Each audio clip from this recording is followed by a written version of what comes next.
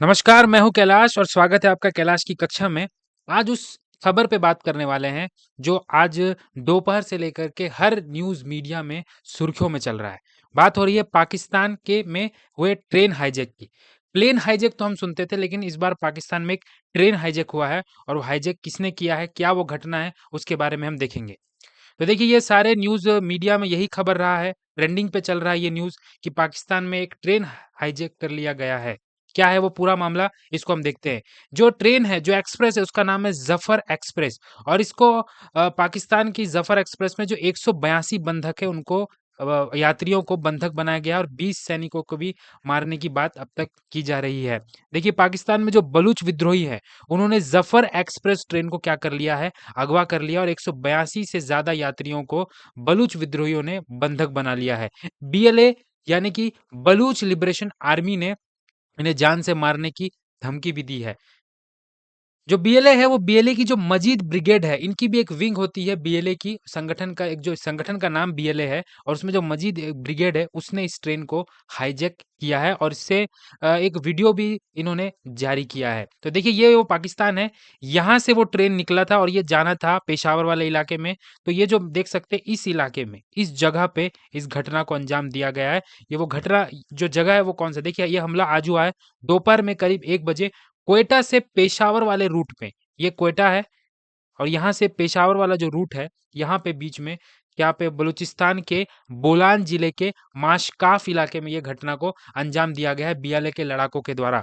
घटना की जानकारी मिलने पर पाकिस्तानी आर्मी ने भी बीएलए पर ज़मीनी फायरिंग की, हवा से बम भी बरसाए हैं, लेकिन कुछ हासिल नहीं हो पाया है। देखिए, बलूचिन लिबरेशन आर्मी ने बोलान के माशफाक में गुडालार और पीरू कुनरी के बीच में इस हमले को अंजाम दिया, क्योंकि ये जो इलाका है वो पूरी तरीके से हिल्स है, पहाड़ी इलाका है जहाँ 17 सुरंगें हैं और इस समय क्या होता है, जब भी यहाँ से ट्रेन गुजरता है तो ट्रेन की जो स्पीड हो जाती है वो स्लो हो जाती है और इसी का फायदा बीएलए ने उठाया है और इस घटना को अंजाम दिया है। माशफाक में टनल नंबर 8 में रेलवे ट्रैक को इन्होंने उड़ा दिया है, जिससे क्या हुआ, जफर एक्सप्रेस जो है वो डीरेल हो गई, यानी पटरी से उतर गई। उसके बाद बीएलए के जो लड़ाके थे वो फायरिंग करना शुरू कर दिए और इसमें जो ड्राइवर है वो भी घायल हो जाता है। सबसे बड़ी बात ये है कि इस ट्रेन में सिर्फ आम लोग नहीं बैठे थे, इसमें सुरक्षा बल थे, पुलिस थे और आईएसआई के एजेंट भी इसमें शामिल थे और 11 सुरक्षी कर्मी अब तक मारे गए हैं। इसको लेकर के बीएलए यानी बलूचिस्तान लिबरेशन आर्मी ने एक बयान जारी किया है। उन्होंने कहा कि पटरियाँ हमने उड़ा उड़ा दी है।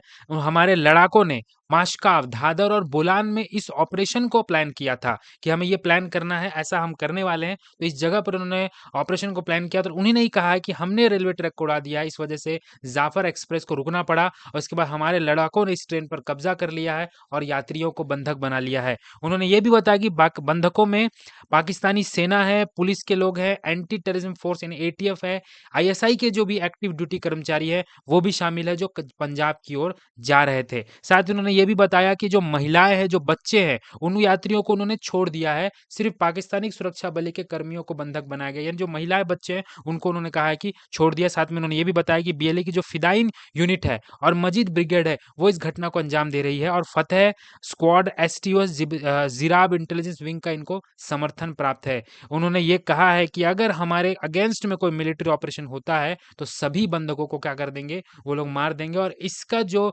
रिस्पॉन्सिबिलिटी होगा वो पाकिस्तानी आर्मी की होगी।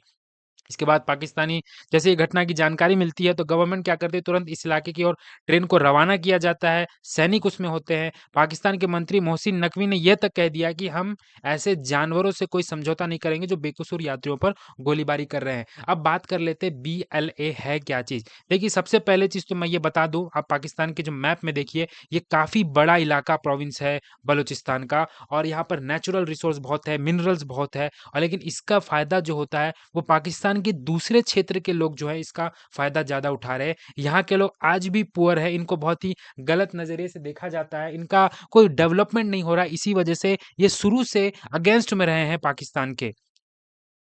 तो बात कर रहे थे कि हम आखिर ये बलूचिस्तान लिबरेशन आर्मी क्या है, बीएलए क्या है? देखिए, जब भारत पाकिस्तान का बँटवारा हुआ, तो कई लोग जो मान चाहते थे कि वो एक आज़ाद देश के तौर पर रहना चाहते थे।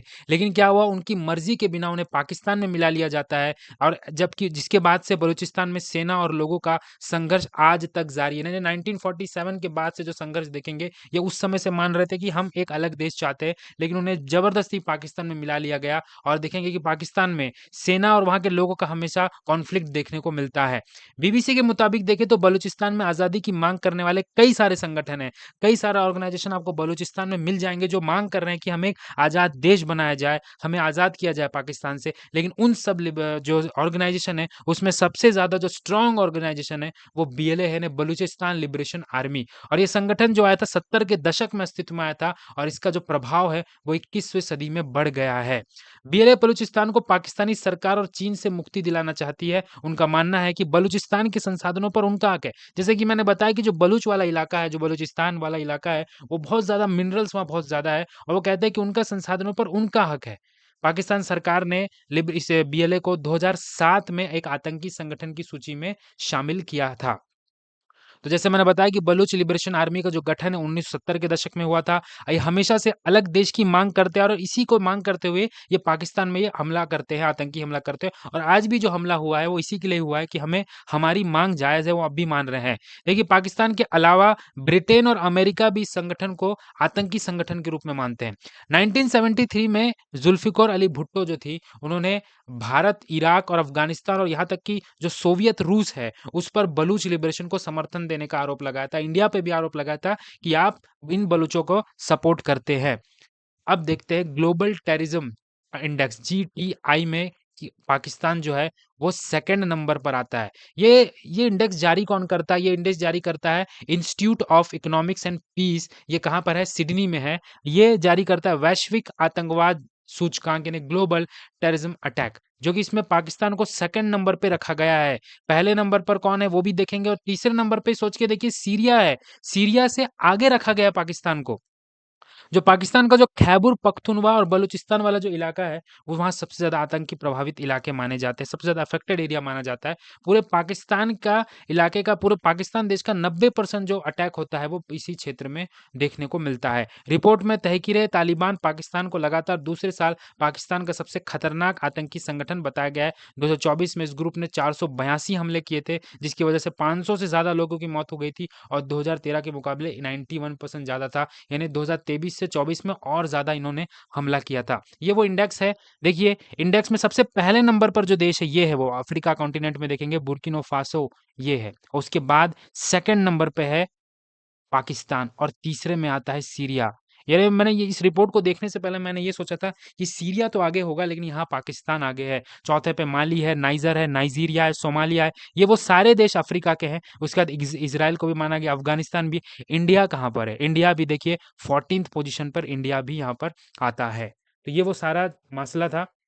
सारे चीज़ों को मैंने बता दिया है, ठीक है, कि क्यों घटना घटी, और बीएलए क्या है, और इन जीटीए क्या चीज़ है। तो इस वीडियो में इतना ही था। वीडियो अच्छा लगा हो तो लाइक कर दो, शेयर कर दो, और अगर चैनल पर नए हो तो सब्सक्राइब करना ना भूलो।